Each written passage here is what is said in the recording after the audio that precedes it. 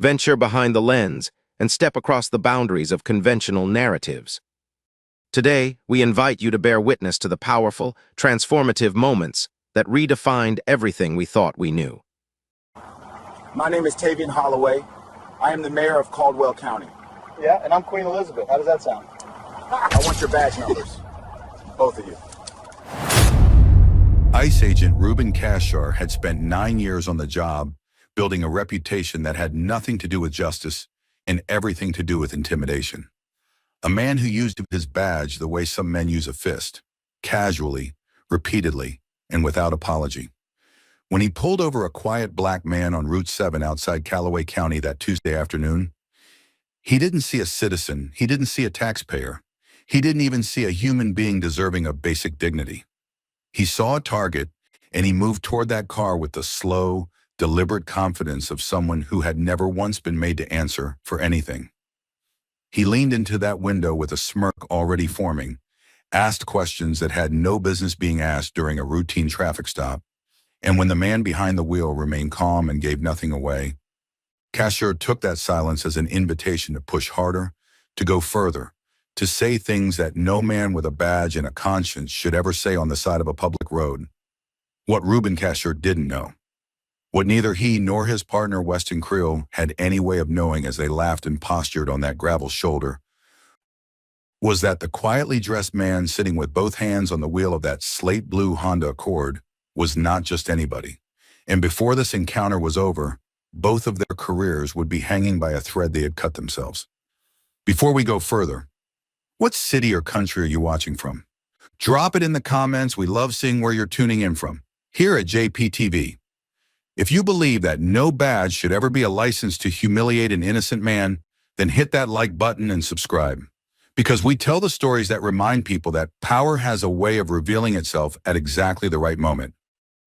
It was a Tuesday in late September, the kind of afternoon where the sky sits low and gray over the Blue Ridge foothills and the roads thin out into long, quiet stretches of nothing.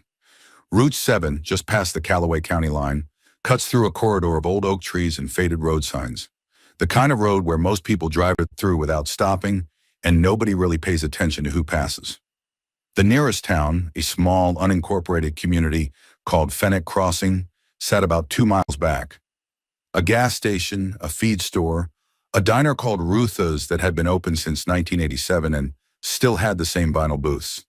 Past Fennec Crossing, the road opened up into a long, flat stretch that locals called the Run, and it was here, just beyond the rusted water tower that everyone in the county referred to as the Thumb, that Tavian Holloway had been driving in perfect peace for the last 20 minutes. Tavian wasn't the kind of person who announced himself, even on his best days. And there had been many. He carried himself with a quietness that people sometimes mistook for timidity. He had grown up in Reeves Hollow, a small working-class neighborhood just south of Caldwell City, the kind of place where ambition was treated with suspicion and success was something you earned quietly or not at all. He had done both. After graduating from Hargrove State University with a degree in public administration, he spent 11 years working his way through local government. First as a district coordinator, then as deputy county administrator, and finally, 6 years ago, as the elected mayor of Caldwell County, a county of just over 80,000 people, his people. But none of that was visible on this particular Tuesday. He was wearing dark jeans, a plain gray pullover, and a pair of worn New Balance sneakers his sister Dara had told him twice to throw away. His personal cell phone was in the cup holder. His county-issued phone was off, sitting in his overnight bag in the back seat next to a box of sweet potato pie he had promised to bring Dara when he arrived at her place in Sutter Falls, about 40 miles east. No security detail, no aid, no county vehicle. Just Tavian, his Accord, and the open road. He had done this before. Slipped away from the weight of the title for a weekend. It kept him grounded. It reminded him who he was before the office, before the meetings, before the cameras. Dara's house in Sutter Falls was his reset button, a modest 2-bedroom on Caldwell Creek Road with a back porch that faced the tree line and a kitchen that always smelled like something good was happening in it. He was 20 minutes away from pulling into that driveway. He never made it. The lights came on behind him at the intersection of Route 7 and Old Fennec Road. There was no reason for it. Tavian had been driving at exactly 54 miles per hour in a 55 zone. His tags were current. His insurance was active. His registration sat in the glove box exactly where it had always been. He checked his mirrors, signaled, and eased onto the gravel shoulder the way any careful driver would. Calmly, deliberately, without panic. He had been stopped before. He knew what this was. The vehicle behind him was an unmarked dark gray Ford Interceptor with federal plates. Two men stepped out. Ruben Kashar came first, moving with the unhurried walk of a man who had already decided how the next few minutes were going to go. He was 38, broad across the shoulders, with close-cropped hair and the kind of flat expression that told you he had practiced looking unbothered. Behind him came Weston Creel, younger, quieter, the kind of man who took his cues entirely from whoever was leading and rarely offered anything of his own. He positioned himself at this passenger window almost immediately, hands on his belt, eyes scanning the back seat with exaggerated focus, performing thoroughness without actually doing anything. Kashar reached the driver's window and looked in without speaking for a moment. "License and registration," he finally said. No greeting, no explanation for the stop. Just the flat command of a man who had grown deeply comfortable with not having to justify himself. Tavian reached into the glove box without a word and handed both over. His hands were steady. His face was neutral. Composure, he had learned long ago, was the one thing nobody could take it from you if you refused to let go of it. Kashar studied the license longer than necessary. Then he looked at Tavian, then back at the license. It was a performance and not a subtle one. "Where are you headed?" he asked. "To visit family," Tavian said. "Where exactly?" "Sutter Falls." Kashar tilted his head slightly. "Long drive for a Tuesday." Tavian said nothing. "You work around here?" Kashar tried again. "I do," Tavian said. "Doing what?" And there it was, the question that had nothing to do with the stop, nothing to do with the road, nothing to do with any legitimate reason two federal agents had for pulling over a man who had broken no law. It was the kind of question designed not to gather information, but to establish a dynamic, to remind a man standing on the side of a road, away from everything familiar, exactly how small he was supposed to feel. Tavian looked at him evenly. "Public service," he said. Kashar smiled. It wasn't a kind smile. He glanced back at Creel the way men do when they want a witness to their own cleverness. And Creel gave him exactly what he was looking for. A short, low laugh that said everything about what both of them thought of the man in that car. Tavian said nothing. He kept his hands on the wheel, his eyes forward, and he waited. Because he had learned something in 44 years that Ruben Kashar had clearly never been taught. That patience, real patience, is not weakness. It is preparation.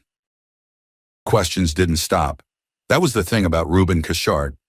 He didn't know how to leave well enough alone. Most officers run a plate, check the license, and move on. Kashar wasn't most officers. He handed Tavian's license back, but he didn't step away from the window. He just stood there, one hand resting on the roof of the car, looking down at Tavian the way a man looks at something he has already decided doesn't deserve his respect. "You got any other ID on you?" he asked. Tavian told him he did not. "Any work ID? Anything like that?" Tavian shook his head slowly.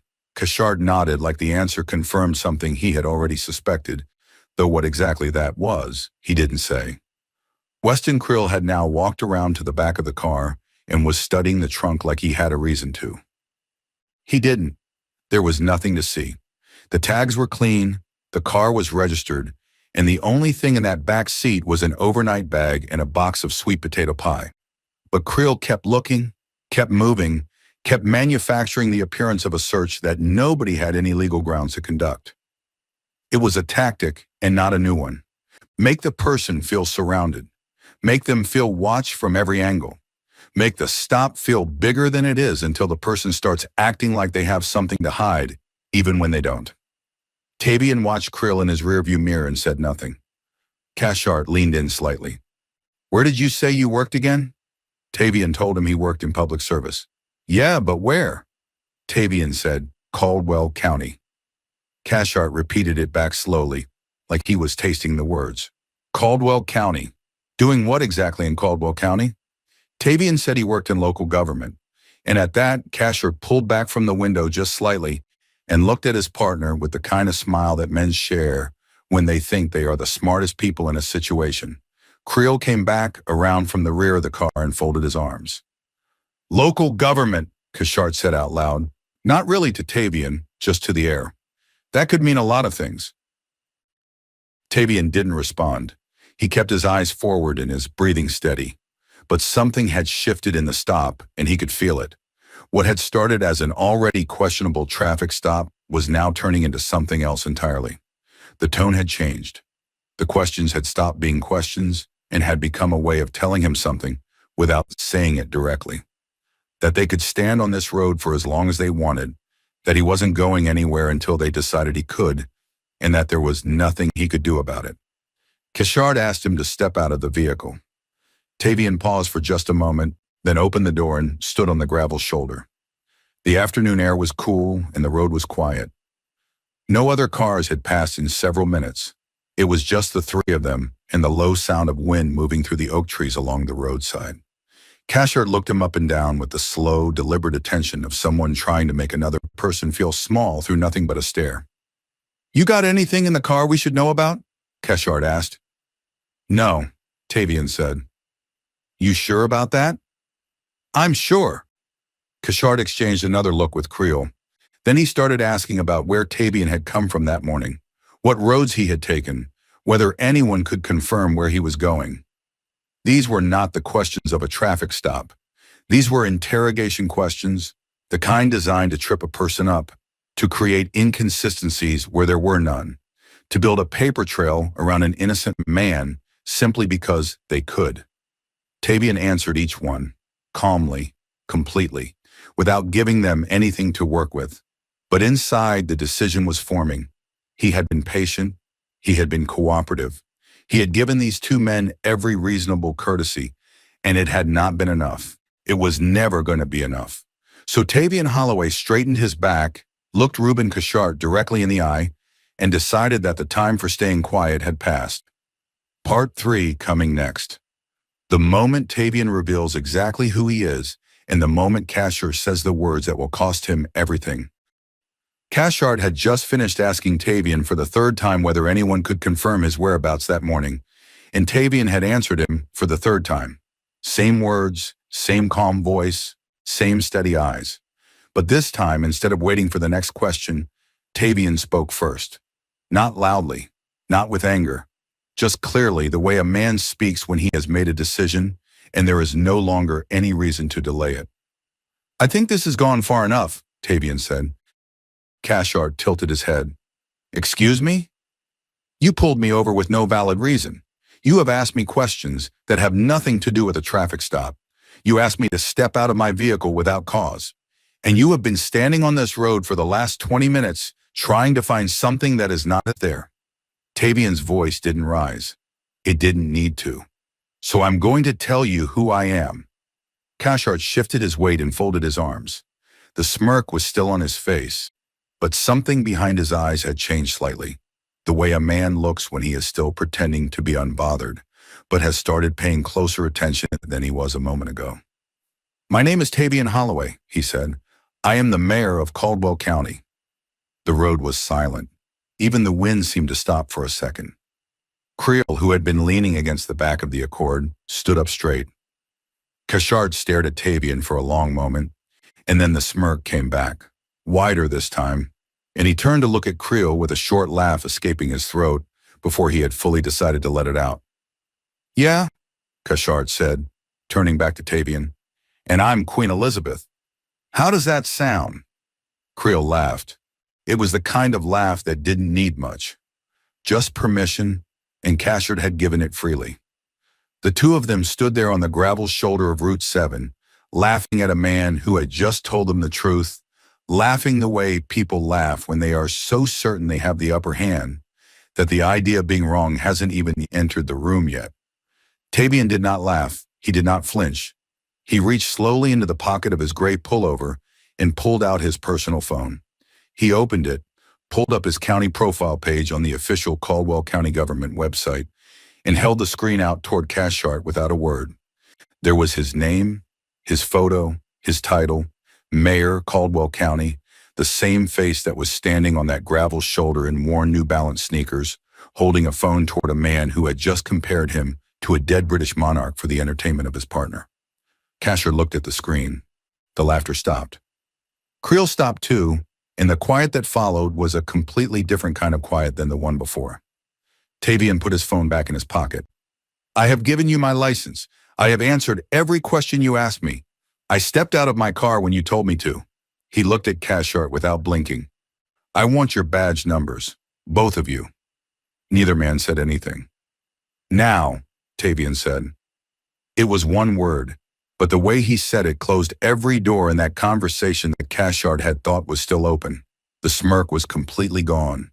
In its place was something neither of them had expected to feel on the side of a quiet county road on a Tuesday afternoon in September. Accountability. Here is part 4. The day they messed with the wrong man. JPTV, part 4. Reuben Cathcart gave his badge number. So did Weston Creel. They read them out like men who had suddenly remembered that words have weight, that actions leave records, and that the gravel shoulder of Route 7 was no longer the private stage they had treated it as for the last 30 minutes. Tavian typed both numbers into his phone without commentary. Then he got back into his car, pulled onto the road, and drove the remaining 40 miles to his sister's house in Sutter Falls without stopping once. Dara knew something had happened the moment he walked through her door. She said he looked like a man carrying something heavy in a place where it didn't show. He sat down at her kitchen table, accepted the coffee she put in front of him, and told her everything. By the time he finished, Dara wasn't saying much. She just sat across from him, with both hands around her mug, in the kind of expression that only a sister can carry. Part fury, part heartbreak, part unsurprise. That evening, Tavian made 2 calls. The first was to his county attorney. The second was to the regional director of the ICE field office that Cathcart and Creel operated out of. He did not raise his voice on either call. He stated the facts, gave the times, provided the location, and read out both badge numbers. He also mentioned the Queen Elizabeth comment specifically because that was the moment that removed any remaining doubt about what the stop had really been about. By the following morning, both agents had been placed on administrative leave pending a formal review. The field office released a short statement saying they were aware of the incident and that an internal investigation had been opened. It was the kind of statement that said everything and nothing at the same time, carefully worded to sound like action without actually promising any. But the story didn't stay inside the walls of that office. It never does. A local journalist in Caldwell City picked it up first, then a regional outlet ran it, and within 48 hours it had moved beyond the county entirely. The detail that kept appearing in every version of the story was the same one. The Queen Elizabeth line. That one moment of mockery, that one throwaway joke between 2 men who thought they were untouchable, had become the sentence that defined the entire incident. It followed Cathcart's name everywhere his name appeared. The formal investigation took several weeks. At the conclusion of it, Reuben Cathcart was found to have conducted a stop without reasonable cause, engaged in conduct unbecoming of a federal officer, and violated departmental guidelines around professional treatment of civilians. It was also noted that this was not his first complaint of this nature, which meant the agency could no longer treat it as an isolated incident. He was dismissed. Weston Creel received a formal suspension and was reassigned to a different district, the kind of consequence that lands just short of termination, but makes clear that trust has been broken in a way that doesn't fully repair. Tavian Holloway returned to his office in Caldwell County and went back to work. He didn't hold a press conference. He didn't give a lengthy statement. The only thing he said publicly was a single paragraph released through the county communications office, and the last line of it read, "Every person who travels that road deserves to arrive at their destination safely and with their dignity intact. Not just the ones with a title." He meant it, and everyone who read it knew he did. If this story moved you, share it with someone who needs to see it. And if you are not subscribed to JPTV yet, now is the time. Because there are more stories like this one, and they all deserve to be told. Documents and official records are the absolute foundation of our history, framing the stories that shape our reality. Every story is a relentless pursuit of genuine truth. Thank you for dedicating your valuable time to investigate these truths with us.